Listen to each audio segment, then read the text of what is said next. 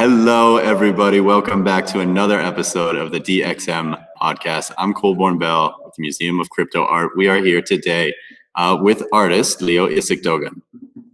How are you today? Hi, I'm pretty good. Thank you. How about yourself? Thanks for having me.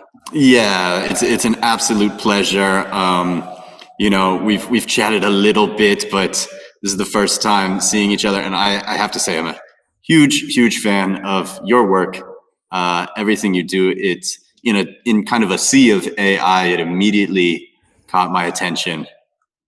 Thank you so much. We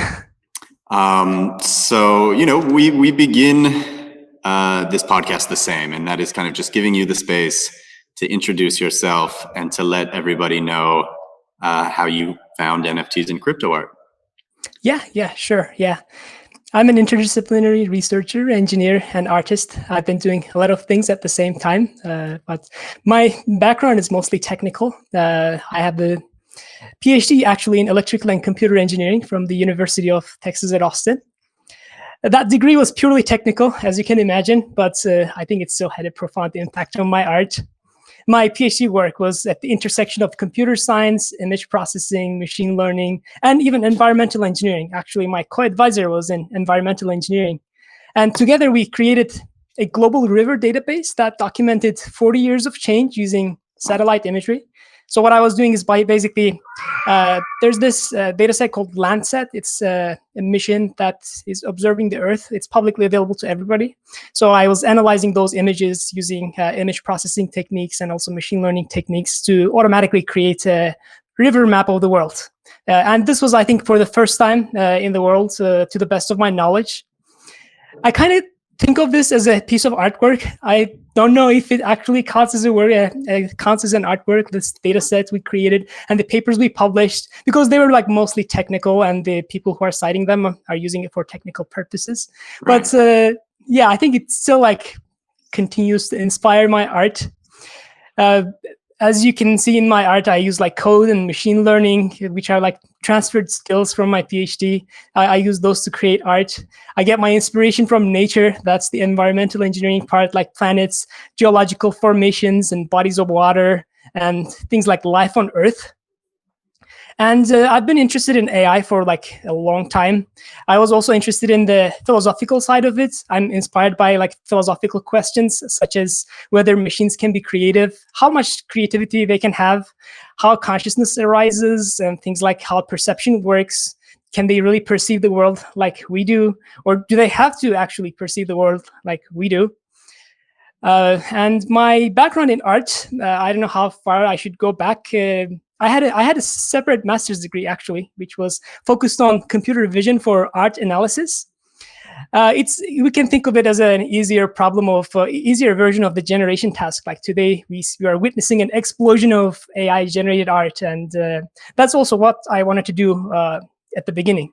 But in vision analysis, analyzing images is usually an easier task than generation. So initially, I also wanted to build generative AI art models that can generate images, but it wasn't as simple as like, okay, now we have tools to analyze art. Let's just do it backwards and make just more of them. Back then, it was not possible. But we did have massive leaps in artificial intelligence technology since then. And many of those advances were achieved by building on top of existing research, both in the field of computer science as well as other fields. I collaborated with like a lot of other researchers. Some of them were actually in the art department, so some of them were like in environmental engineering. I really like working interdisciplinary because I think it's one of the greatest ways to be innovative. If you have a problem, trying to solve it from scratch is usually harder than just finding a solution in some other domain that worked and just like adapting it to another field. And I think in artificial intelligence, especially, this is very important because it's inherently interdisciplinary. And that's one of the reasons I was drawn to artificial intelligence. It draws some inspiration from neuroscience and cognitive science, and it has its foundations on like statistics, computer science, of course, as well. Yeah. And it provides tools for like variety of disciplines, including like social and environmental sciences and art as well. That's what I've been doing. I love it. And quite frankly, you asked all of the questions that I want to cover. I will say that I am very much the least technical person that exists. I studied all of the soft sciences, psychology, and economics. But I think I have, I have an eye for, I think, what is new and what is interesting. Again, your art is so vibrant, it's so colorful, it puts nature and the machine in such a wonderful communication. And maybe the question to ask is,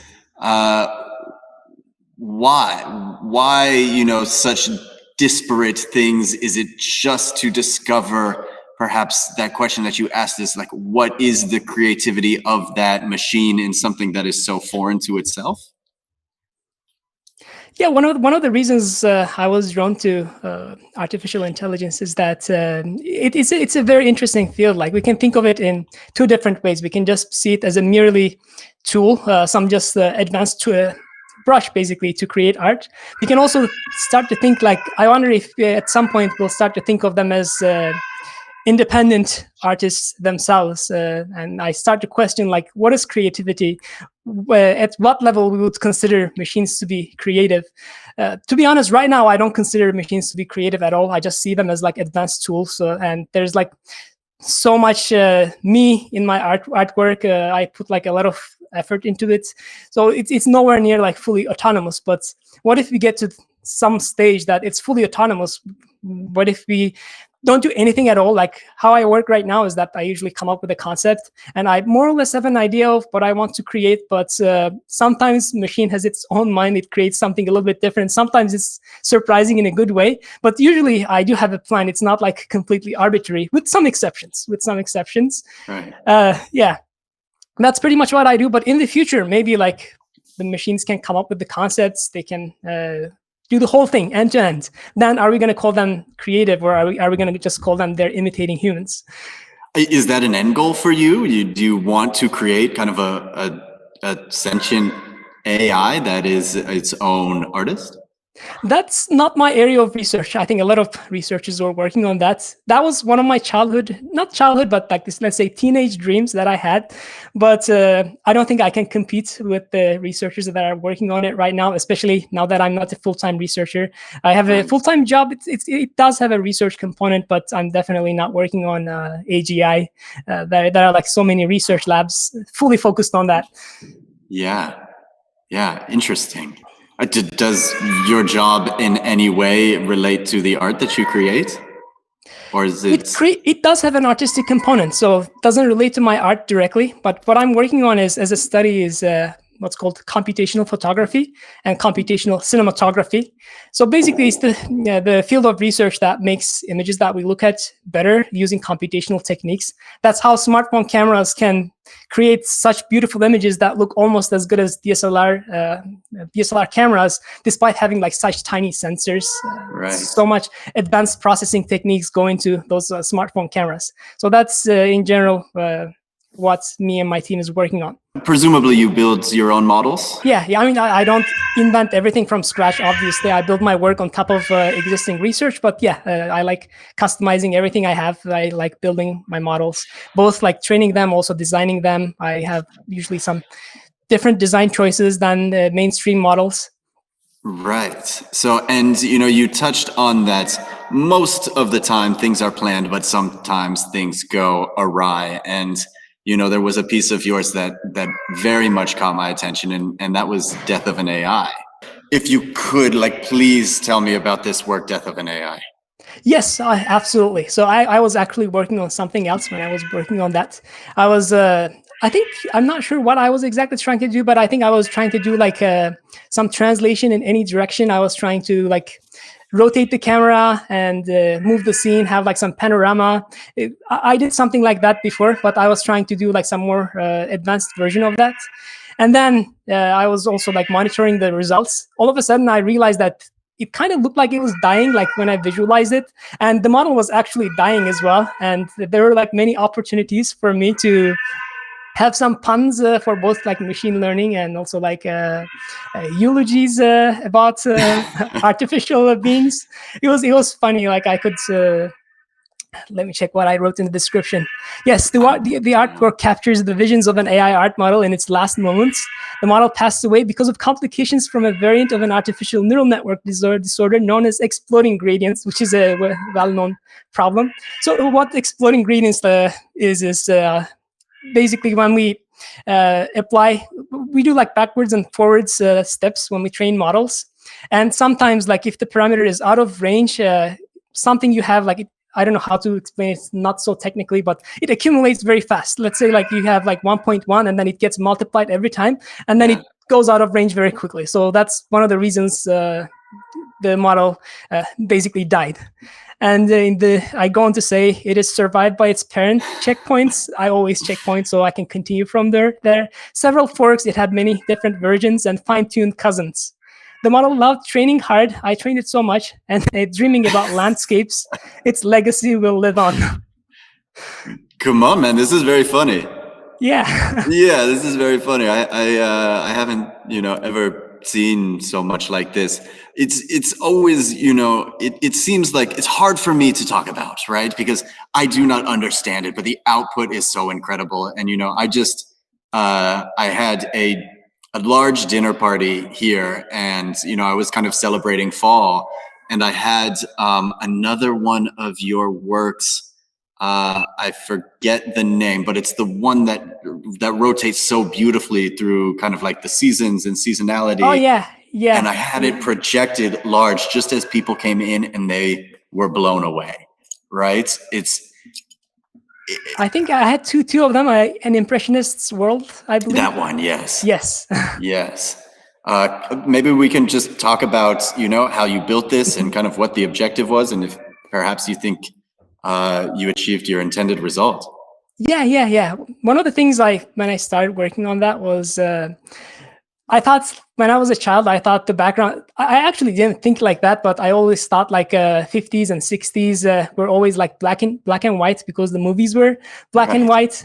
And then I just like extended that idea to even farther back in the future, in the past. If you look at the paintings of that era, was that era like that? It wasn't like that. The world was pretty much the same always. Like I've looked at the video, for example, that was recorded with an HD camera, I think in 1996 or 1998, New York, municipality of New York or something. They had a very high-end camera, and it looks like it's almost today, like except for the cars and maybe like the outfits of people, it looks almost like today. And I think if you go back in time, hundreds of years, the world probably looked pretty much the same, except for the technology and like architecture and a few more other things. It didn't like people didn't perceive the world differently. But when we look at things like movies of that time, it does. We have the feeling that that era actually looked like that. And if you look at the Impressionist era, for example, we may have the impression that the Impressionist era kind of looked like that. So the artwork, I wanted to illustrate that what an Impressionist's world would actually look like if we looked at the world at that time period from the eyes of an Impressionist. What would we see if it was actually represented by the paintings that was made in that era? Do you think there's a line to be drawn between kind of like the soft fuzziness of Impressionism and perhaps, like the latent space of AI and how it's kind of interpreting perhaps like broader, I don't even know what to call it, like a probability field? It does certainly have similarities. Yeah, it's like what I see traversing the latent space of a network is like taking pictures in its mind, but it's not like the actual real world, but it's more like an impression of it. So in that sense, I think it has some similarities to Impressionism.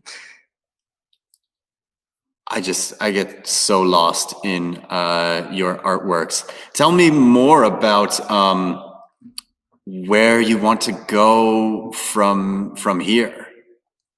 Yeah, actually, like I usually have both like short-term and long-term goals, but I usually end up in like completely different places because technology is moving so fast that we need to just adapt and pivot quickly. So I know that whatever I say now today will become irrelevant next year. But in general, I can say that like I want to continue to push the boundaries of what's possible with technology and art. And I want to be able to look back and say that I made a significant impact on the field of both computer science and art. And I also want to like inspire people.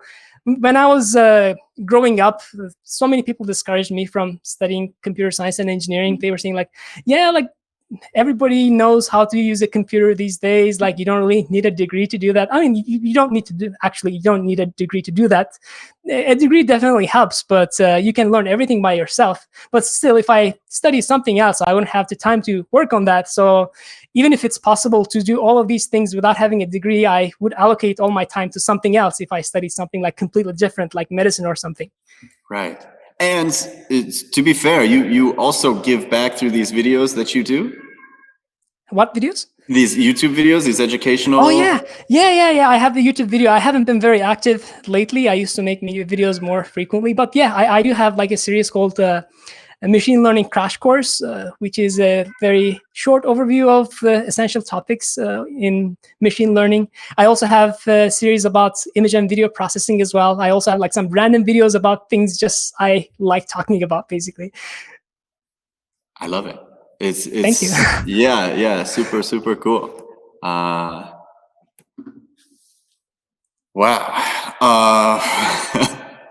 Oh, maybe we can delve into perhaps some more of like the philosophical implications and we never actually really touched on what brought you to crypto art and NFTs in the first place. Yeah. We can talk about that. Yeah.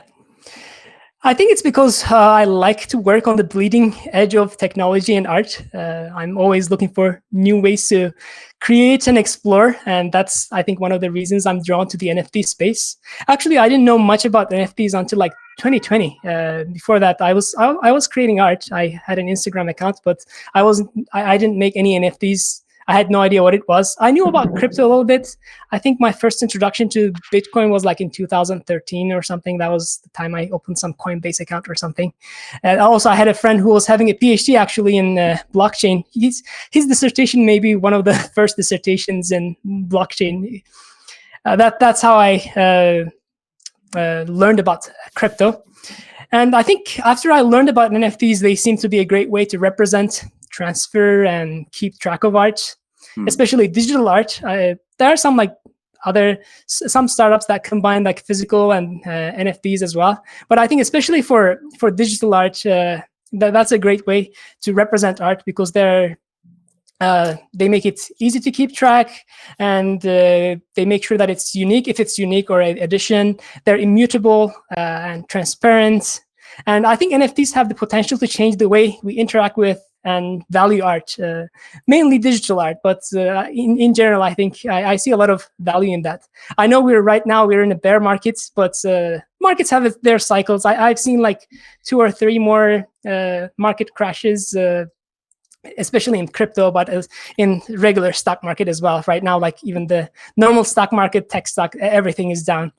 Everything is down. Yeah, we had our fun time, and now we have to make it real. And I imagine probably none of the kind of like the mania particularly affected you. I recognize you to kind of see just like the underlying reason as to why this is important, and I think you've touched on many like really nice points there. Mm-hmm. Do you think perhaps that like the multinodal structure, this almost like hyper evolutionary Darwinianism of like ideas and capital, do you think that is, perhaps an economic system that is more connected to nature? I think there might be a link. I think there might be a reason we have bubbles in any kind of financial markets. It may even serve a good purpose if you look at the long term. For example, when there's hype, everything gets investment. This applies not only to crypto, like startups as well, like everything, even things that are not viable, they get so much investment. And then once everything goes down, only the best ones survive and everything else is weeded out. So it's kind of like natural selection in a way. And then at every cycle, we keep getting better and better solutions, better and better companies, better and better products.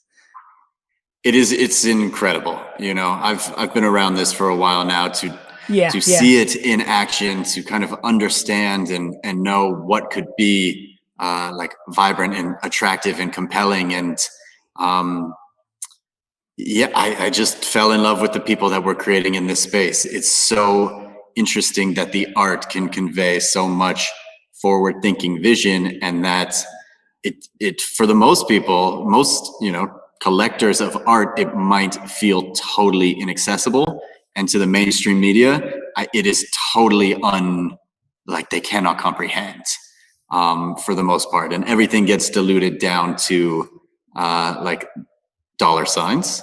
That's the simplest, most digestible information that can be conveyed. But the depth is just incredibly compelling. And when I meet people like you, I really get so inspired, just to know that all across the world, some of the most intelligent people are like putting all of themselves, their knowledge, all of this, like looking into the future of where we're going and bringing this into an artwork, and it really translates. Absolutely. Yeah. Are there any artists in the space that you admire or you took reference from? I have many artists. Maybe I can give a few examples. I met Sogbang Chun recently. I met her at her talk at SIGGRAPH. I really like her art, and I also like the way her perspective is, basically the way she looks at artificial intelligence and sees it as a collaborator rather than being independent agents. She has a lot of interesting projects. And other than that, I'm very interested in actually novel techniques in photography. I'm not a photographer myself, but I find photographers who have found innovative ways to capture light very inspiring. Ruben Wu, for example, does that. He does drone photography, but he does it in a different way. So instead of putting cameras on drones, what he does is that he puts the lights on the drones and then does painting with lights at night. And it shows familiar landscapes in a very unfamiliar way. I find it very innovative. Yeah. Jeff Frost also has similar styles. He also plays with light and shows familiar scenes in an unfamiliar way. Some people can say that like you can do that all digitally, but I find it fascinating that you can use that only using light, basically. I think this is as innovative as photography gets. As a person who works on tools that make photography better, I'm providing tools. Basically, I'm developing tools for photographers, although I'm not a photographer myself, working on computational photography. So I find it really fascinating. Yeah, that is absolutely incredible. I mean, the photography community in NFTs is incredible. They obviously very much found a solution here for their work, and it's wonderful just to see the amount of support in a medium that was always kind of disregarded in fine art. And I find it actually pretty similar to AI art.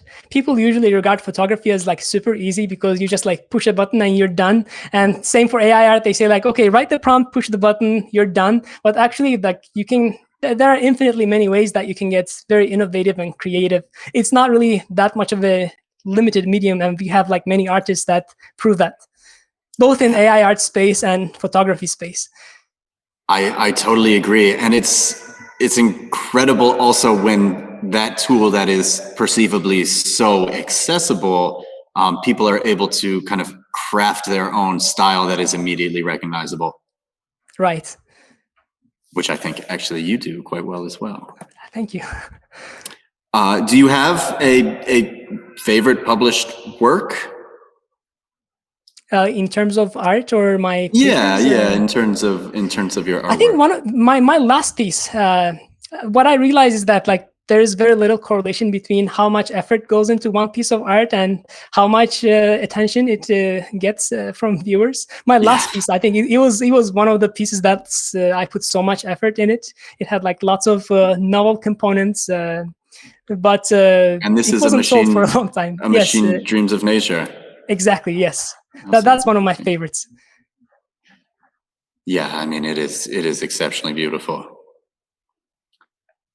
Are you familiar with Robbie Barat's work, the early work that he did at Super Rare? Oh yeah, I've seen that. Yeah.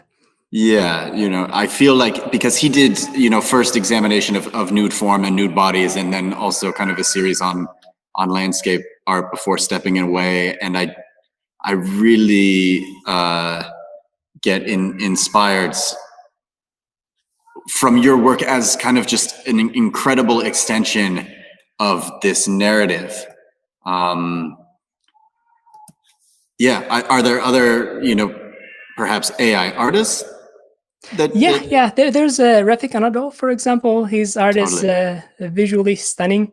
Yeah. And he puts so much emphasis on data. I think that's one of the differences between my art and his art. I do admire his art, but that's one of the biggest differences. He puts so much emphasis on data, and he calls his artworks as data sculptures.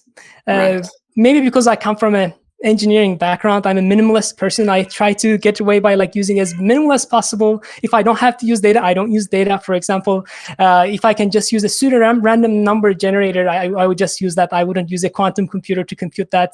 Or if I can like fine tune an existing model with a couple of thousands of images, I wouldn't. I actually don't have the resources to collect like hundreds of thousands of images or hundreds of millions of images and train a model to create a piece of art.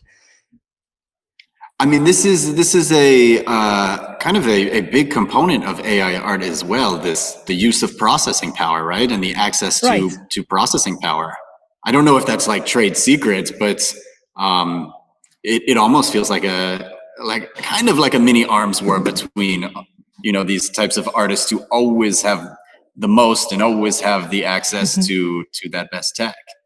I'm kind of out of that arms race. I'm more on the efficiency side, but also like some of the papers I published in the past, I focused a lot of my time on building more efficient models. Also, when I was at Intel before Apple, I published a couple of papers how to run models more efficiently on hardware and like how to make things more efficient. Do we really need this? And like what can we throw out and get away with that to make the architectures more efficient at many different levels? Like some of them are like very low level stuff. Can we like quantize it? Can we use like fewer bits? And some of them are like higher level like architectural choices. Like, can we just drop this block, replace it with something else? That's why like all of the models I use are like extremely efficient, and usually they don't need that much data or training either. I as an artist, like I don't have much resources as I have at work. For example, at work I really have access to so much stuff, but when I do my artworks, what I use is usually like a single personal GPU, and everything needs to fit in that. Yeah. I don't have like a cluster. I don't have. Right now, actually, I'm not doing much training with the release of Stable Diffusion. Sure. I can just like tune it in some ways that I like, but I don't definitely need to retrain the whole thing from scratch, which would need massive amounts of resources. Yeah, it's incredible. It's incredible. How do you feel about gosh, this is kind of a loaded question, but like, I consider always people's access to processing power and like the conversations that they can begin to have with AI and data as kind of like the great separator in the future. And those that have the access will continue to always be so much further ahead than people who don't or may not understand it. How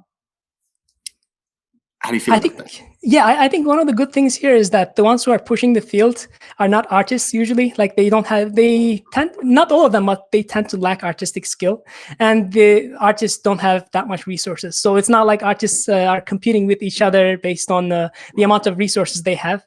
I think foundational models will bring everybody the tools they need to be creative. Things like Stable Diffusion, for example, what it's doing is basically what's other large language models did for generating and answering questions or doing anything language related. Basically, this is the image equivalent of that. And as we keep having more and more models like that, people won't have to create their models everything from scratch. They can just like modify it in their way. And there are also like some other research papers coming out about like how you can partially tune them in some ways that you don't have to tune the rest. So you can reuse and repurpose basically as much as you can of what you have. And there's like so much room for creativity in there for artists. Do you think there is a future where we have, such intelligent AI and powerful AI that that humanity might be able to kind of take a step back? At least at today's state, if you look at today's state of the art, I'm not really scared of AI because I know how it works. It's just like matrix multiplications. But one can also argue that what's happening in our brain is just like chemical reactions, what makes us different. But if I just look at what AI is just it's a bunch of matrix multiplications done on GPUs. I don't think it poses any direct threat to us right now. It may make some jobs obsolete, and it's funny that when people were scared of AI, they were saying like, yeah, they're gonna come for like manual labor first. They're gonna replace like workers on restaurants and like truck drivers, and then they're gonna come for like software engineers and like more cognitively demanding jobs and lawyers and stuff. And then finally, maybe they may or may not come for artists, but it happened in the reverse direction. First, they started generating art, and then there's this GitHub Copilot that writes code, and it's pretty well. I tried it; it's like incredible. It's as a pair programmer. I don't need to look up like Stack Overflow or something.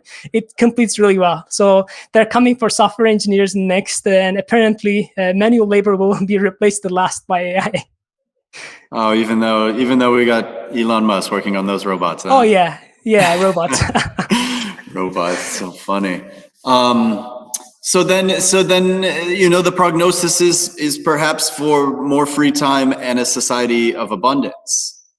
Yeah, it depends on how politics also go. Like if we reach some point where we don't need to do anything, like not anything, but most of the jobs are replaced by AI, we'll need some way to have an economy. So maybe we can discuss things like universal basic income if we ever reach to that point, because we need to live. So if you create machines and then they have their own economy, they consume, then we become obsolete. Sure. I always, kind of thought some of these new gen cryptocurrency protocols were really just. I mean, what was? Oh gosh, it was really just a protocol developed for microtransactions between machines. So, and I forget the name, but it was all the rage in 2017. I never heard. So machines can basically transact with each other. They can have their own economy without having humans in the loop. Exactly. They can share data and reward each other for it, and they can build these incentive models with. And I always thought that was endlessly fascinating. I think it was probably ahead of its time. The name is escaping me. But I always thought some of these new gen protocols were meant to fill that role. I think one thing that can go wrong with AI is that the way we formulate the goals, the loss functions or cost functions, what we ask them to optimize for, basically. They can always like go out of their way, find a hack or shortcut to do like some reward hacking to accomplish whatever they were instructed to do, but in not in ways that we want them to do. Actually, this is not only a problem in AI, it also happens in humans as well. Yes, exactly. You put like whatever benchmark you have or like whatever criteria for evaluation you have, people will just optimize for that, for like standardized tests or like SAT, or like in some other countries, it's even more competitive. All in your entire career or like future life depends on a single exam. So you start like memorizing patterns in questions to be like as fast and as accurate as possible, but you don't really generalize that information to anything beyond that. I think most people will argue that the things that they learned or were taught really never had any application. It's kind of how you learned and kind of how you were taught to think. That didn't really apply to me. Like things I learned in school, actually, many of them were very useful. Of course, like many things I learned, I've never used again. But yeah, well, I mean, coming from soft sciences like myself, I think more of the technical sciences are.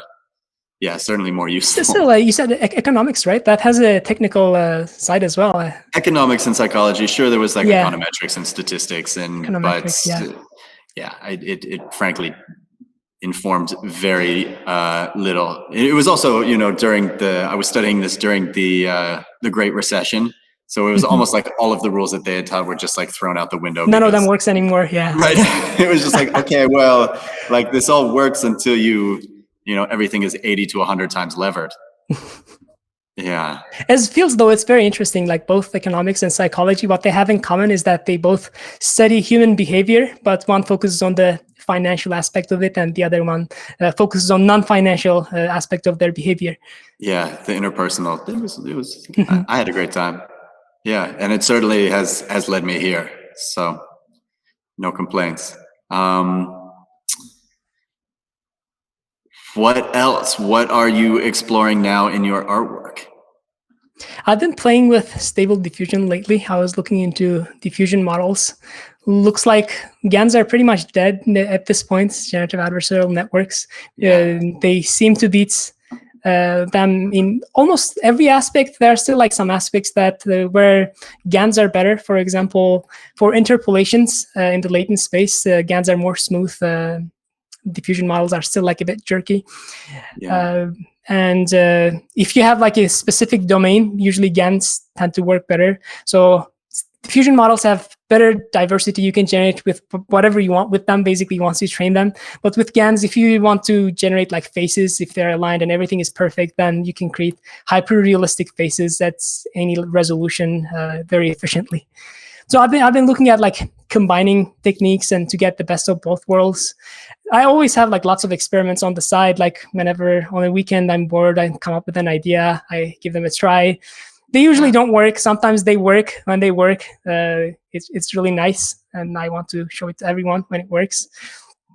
Yeah, that's pretty much it. So, you know, I only ask because I'm a big fan. You haven't minted work in a little bit, so I would presume you're in sort of like a research and study phase. Yeah. I mean, both. Like, I was also I had a lot of work to do for my primary job as well. Sure. In the meantime, I changed teams, so ramping up takes more effort when you change teams. So I was focusing more on that. Usually, on weekends I don't do any work for my work. Right. I have them completely free. I have it free right now too. That was one of the reasons I was very busy with that, and another reason was. I had a filter. Like I did a lot of work actually that I didn't put at the beginning. I was posting things not under my name. I had an alias called like Marcus and Friends. That's how I created my first Instagram account. Marcus was the name of the model I had. Basically, I just named it Marcus. So since I was not putting my name on it, I had no filter. Like whatever I do, I was posting it. I was posting like sometimes multiple times a day. Whatever experiment I have, whatever results I got, like some of them were good and some of them were like not so great. Once I revealed my real name and I started to have a higher bar for publishing, if I'm not like fully confident that I really love it, I try not to put it on the market or not even on my Instagram account. I've done some work that I didn't mint as NFTs, for example, with the rock band Palais Royale, Emerson Barrett. We made like 2 music videos, one for called Lifeless Stars. It might be one of the first music videos that used a tuned version of Stable Diffusion. We also had like a Spanish version of their recent song called Broken that was out yesterday. Cool. I'm gonna, after this, I'm gonna go check that out. Yeah. We're at the end of time. I have found you incredibly fascinating, and I really, really thank you for taking the time to be here. The last word is yours, and please do let people know where they can find you, find your art, and if you want them to contact you. Yeah, absolutely. It was a great pleasure being here. Yeah, thanks for having me. They can find me on Instagram. I have an Instagram account. It's my name and last name. It's at leoisikdogan.com. Leo Isikdogan is my handle. I also have a website where I have my portfolio for all kinds of work, not only artwork. I have my publications and my engineering work and my YouTube videos as well. It's my lastname.com, isikdogan.com. People can find me there as well. I have a super rare account where I have my NFTs. I haven't been minting for a while, but I may mint new pieces in the future. They can check them out as well. Yeah, stay tuned for that. And if you don't know the work, go check the work out. And we'll wrap here. I'm super, super grateful. I'm Colborn Bell, Museum of Crypto Art. We thank DMINTI for the production. Incredible episode, Leo, Isikdogan. Thank you. Thank you so much. Yeah, it was great meeting you and seeing you here. Thanks for having me. Breaking news.